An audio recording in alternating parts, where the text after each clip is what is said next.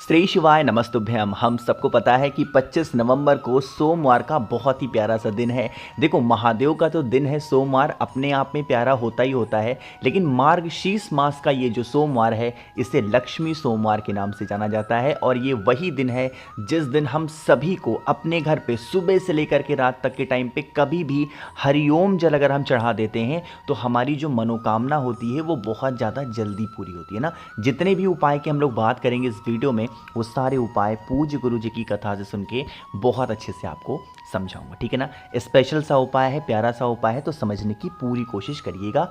Screen पे आप सभी को दिख रहा होगा क्या, तांबे का लोटा। ध्यान रखिएगा, इस उपाय को करने के लिए आपको कोई और पात्र की जरूरत नहीं है, आपको तांबे का लोटा लेना, ठीक है ना। अब तांबे का लोटा लीजिएगा, बड़ा सा दिन है तो आपको इसके अंदर क्या डालना है, आपके घर में गंगा जल जरूर होगा तो थोड़ा सा गंगा जल डाल दो। थोड़ा सा मतलब कहने का है 2-4-10 बूंद डाल देना, ठीक है ना। अब आप इस कलश को उठाना, सीधा पहुंच जाओ महादेव की शिवलिंग के पास में ना। अगर आप ये उपाय सुबह करो तो बहुत अच्छी बात है, नहीं कर पाते हो सुबह तो शाम को कर सकते हो। मंदिर में करो चाहे घर पे करो, कहीं पे भी करो। अगर आपको पता होगा, ठीक है ना, तो जो महाकाल मंदिर है यानी कि उज्जैन में जो हमारे देवल देव महादेव का महाकाल मंदिर है, वहाँ पे जो सबसे पहला जल चढ़ाया जाता है उस जल का नाम होता है ओम जल। कौन सा जल है, ओम जल। तो वही जल चढ़ाने का ये दिन है, आपको करना है। बस इस उपाय का बस समझिएगा कि नियम होता है। क्या नियम है कि जब आप जल चढ़ाओगे तो आपको ओम बना करके जल को चढ़ाना है। क्या बना करके, ओम। अब यह ओम बनाने का जो तरीका है वो थोड़ा सा डिफरेंट है, थोड़ा सा अलग है, समझने की कोशिश करते हैं।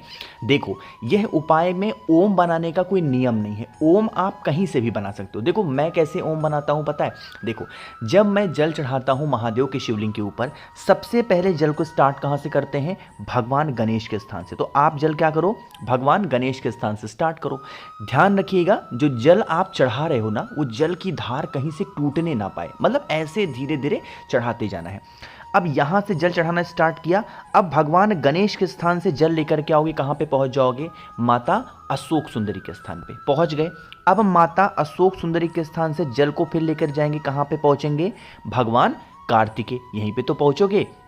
जब भगवान कार्तिकेय के स्थान पे आप पहुंच जाओ, फिर वहां से जल फिर से घुमा करके लेके आओ और माता अशोक सुंदरी के पास पहुंच जाओ, ठीक है ना। अब यहां से जल चढ़ाते हुए घुमा करके महादेव की शिवलिंग के ऊपर समर्पित करने वाला जो जल होता है उसे हम हरिओम जल के नाम से जानते हैं। और आपको यहां जो बना हुआ है, आपको ओम बना हुआ दिख रहा होगा, नहीं दिख रहा है थोड़ा सा मैं इसके ऊपर अंडरलाइन कर देता हूं, आपको समझ में आ जाएगा। अरे ओम बना है कि नहीं बना है ये देखो आप, पहले यहीं से तो हमने चढ़ाया है। तो यही होता है हरिओम जल चढ़ाने का तरीका। और अगर यह उपाय आपने पूरे विधि विधान से कम 3 सोमवार लगातार करके देख लिया, आपकी मनोकामना मात्र 3 महीने के अंदर पूरी होती हुई नजर आएगी, ठीक है ना। देखो, इस उपाय में कुछ भी चढ़ाना नहीं आपको, ना तो आपको बेलपत्र की ज़रूरत है, ना आपको शमी पत्र की ज़रूरत है, ना धतूरा लेना, चावल लेना, शहद लेना, घी लेना, कुछ भी नहीं। बस सीधा घर से जल भरो और महादेव के शिवलिंग के ऊपर इस तरीके से हरिओम बना के चले आओ। यकीन मान लीजिए आपकी सारी मनोकामना बहुत जल्दी पूरी होगी, ठीक है ना। बात आई क्या समझ में। तो यहाँ पे हम लोगों ने पहले उपाय की बात कर ली है, आगे बढ़ते हैं। अब यह कौन सा सोमवार है, लक्ष्मी सोमवार के नाम से हम लोग इस दिन को जान रहे हैं। तो आपको यह उपाय धन संपदा के लिए करना है ना। अगर आप लोगों ने गुरुजी की जो कथा है 1.5 से 2 साल पहले सुनी होगी, तो उन्होंने कहा है कि आप कोई सा भी उपाय कर रहे हो और उसमें आपको धन की प्राप्ति नहीं हो रही है तो आपको 7 मुखी रुद्राक्ष धारण करना चाहिए। लेकिन लोग कंफ्यूज होते हैं, भैया 7 मुखी रुद्राक्ष हमें नहीं मिल पाता है, हम क्या करें। तो मैं आपको दूंगा बहुत ही कम दाम में, और प्लस इसके साथ में कुछ ऐसी चीजें जो कि ऑफर आपका सिर्फ सोमवार की रात 12 बजे तक होगा। और आपको अगर ये 7 मुखी रुद्राक्ष चाहिए,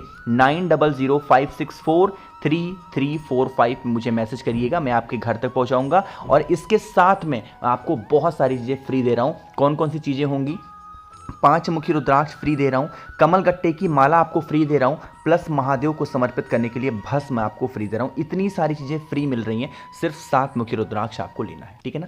अब बात करते हैं इस उपाय की। इसके लिए स्क्रीन पे आप सभी को दिख रहा होगा खड़ा धनिया, है ना। मार्केट में आप जाओगे तो खड़ा धनिया बहुत ही ईजिली आपको मिल जाएगा 5-10 रुपए में, ठीक है ना। 10-20-50 ग्राम ले लेना, ठीक है ना।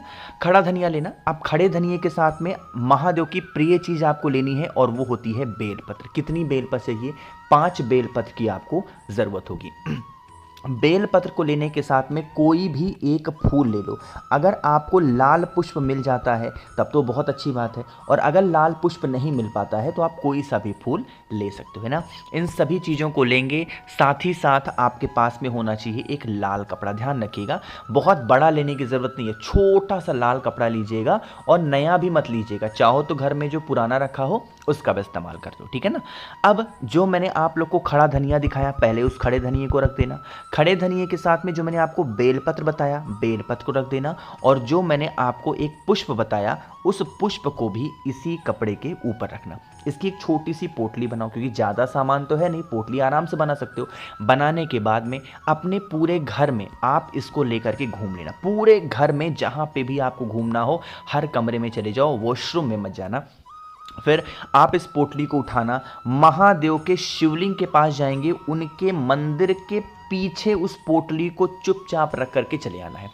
आपको उस पोटली को महादेव को समर्पित नहीं करना, आपको उस पोटली को महादेव के शिवलिंग के ऊपर नहीं चढ़ाना, आपको उस पोटली को महादेव के शिवलिंग के पीछे, मतलब मंदिर के पीछे चुपचाप रख करके चले आओ। कोई टोके नहीं, कोई बोले नहीं। इससे हमारे घर में माँ लक्ष्मी का आगमन ज़रूर होता है। और 7 मुखी रुद्राक्ष आप सभी के गले में होना चाहिए, जिससे आपके घर में कभी धन की कमी ना हो, हमेशा माँ लक्ष्मी का वास घर में बना रहे, ठीक है। तो 2 उपाय समझ में आ गए हैं।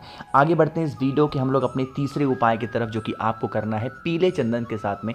कैसे करना है, कहाँ पे करना, इसकी बात हम करेंगे, लेकिन जल्दी से करिए वीडियो को लाइक, और जिसने अभी तक चैनल को सब्सक्राइब नहीं किया तो करिएगा, चैनल को ज़रूर सब्सक्राइब, है ना। चलो समझने की कोशिश करते हैं। जैसे यहाँ पे आप सभी को पीला चंदन तो दिख रहा होगा, अरे दिख रहा है ना, तो बात करते हैं फ़ायदे की, इच्छा पूर्ति, है ना। जैसे मान लीजिए कि आप कोई सा भी उपाय कर रहे हो, कठिन से कठिन कर रहे हो, आसान से आसान कर रहे हो, बट फ़ायदे नहीं हो रहे हैं, तो आपको इच्छा पूर्ति का ये उपाय करना है। इसके लिए आपको पीला चंदन लेना है। ध्यान रखिएगा, जो पीला चंदन लोगे, पाउडर के फॉर्म में नहीं लेना, इसको हल्का सा पानी, हल्का सा जल डाल के इसका गाढ़ा सा पेस्ट बना लो। अरे बना लिया, बनाने के बाद में हमें ज़रूरत पड़ेगी अब चावल के दाने की, ठीक है ना। ध्यान रखिएगा, चावल का दाना खड़ा होना चाहिए, कहीं से खंडित ना हो, टूटा हुआ ना हो। 108 चावल के दाने आपको लेने हैं। कितने? 108 चावल के दाने लेने। महादेव के शिवलिंग के पास जाना, फेस रखना उत्तर दिशा, नॉर्थ डायरेक्शन।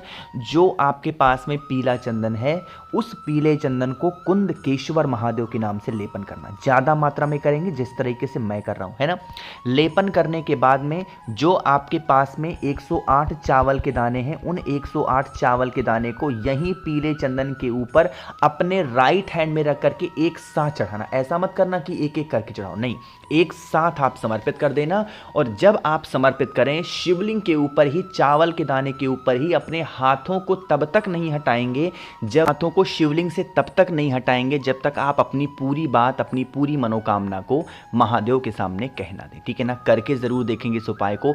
अपनी मनोकामना की पूर्ति के लिए इससे आसान, इससे प्यारा उपाय आपको नहीं मिलने वाला। लेकिन एक छोटा सा काम जल्दी से कर दीजिए। वीडियो को अभी भी बहुत सारे लोगों ने लाइक नहीं किया, तो जल्दी से करिए लाइक। और जिसने अभी तक चैनल को सब्सक्राइब नहीं किया और मेरी आवाज़ आज आप पहली बार सुन रहे हैं, चैनल को ज़रूर सब्सक्राइब करेंगे, ठीक है ना। चलो अब हम लोग बात करते हैं इस वीडियो के अपने सबसे आखिरी और बहुत ही ज़्यादा अच्छे से उपाय की। और यह उपाय हमारा चौथा है, जो कि होगा रोग मुक्ति के लिए। कोई भी घर का व्यक्ति परेशान है, बीमारी उसकी ठीक नहीं हो पा रही है, आप इस उपाय को करेंगे। इसके लिए हमें सबसे ज़्यादा ज़रूरत पड़ती है पीपल के पत्तों की। वैसे नियम क्या है कि हमें 5 पीपल के पत्ते लेने हैं, बट अगर आप पीपल के पत्ते नहीं मिल रही हैं, आपको नहीं पाते हो, आपके घर में लगा हुआ कोई सा भी पत्ता आप ले सकते हो। तुलसी माता का पत्ता मत लेना, ठीक है ना। उसको लेने के बाद में हल्दी की आपको 5 गांठ लेनी है। ध्यान रखिएगा, पिसी हल्दी नहीं लेनी है, हमें हल्दी की गांठ लेनी है। और साथ ही साथ आपको थोड़ा सा लेना होगा काली मिर्च, ठीक है ना। इन सभी चीज़ों को लीजिएगा, एक कोई सा भी पात्र ले लो, उस पात्र के अंदर जल भरो। जितनी चीज़ें मैंने आपको दिखाई हैं, उन सभी चीज़ों को इस पात्र के अंदर, इस जल के अंदर क्या करोगे, आपको डाल देना है, डिप कर देना है और पहुँच जाना है महादेव के शिवलिंग के पास में, ठीक है ना।